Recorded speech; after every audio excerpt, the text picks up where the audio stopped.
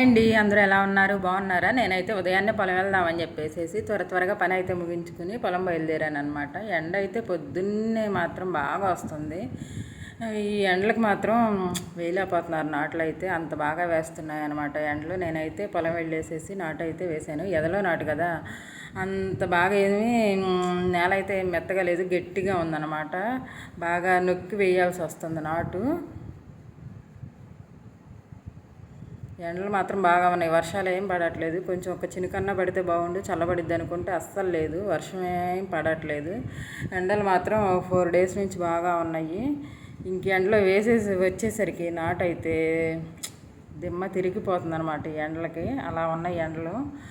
నేనైతే 1 గంట కల్లా పైకి వచ్చేసాను అనమాట, వేయలేక ఆ ఎండకి.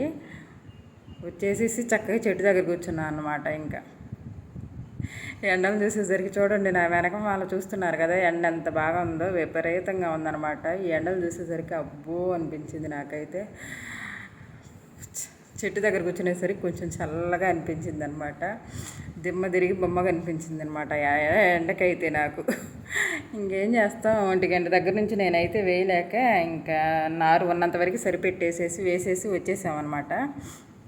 వచ్చేసిన దగ్గర నుంచి ఇంకా మధ్యాహ్నం అయితే ఇదిగో ఇలా మా బుజ్జాయిలు ఉన్నాయని చెప్పా కదా, వాటిని అయితే మా పొలాల దమ్మటే తోలుకొచ్చేసాను అనమాట. ఇవి అయితే మేస్తూ ఉన్నాయి. నేనైతే చుట్టూ ఉన్న ఆ పచ్చదనాన్ని చూస్తూ ఎంజాయ్ చేస్తున్నాను అనమాట. ఇదేనండి పల్లెటూరు వాతావరణం అంటే, ఇదేనా కదా అసలైన పల్లెటూరు వాతావరణం.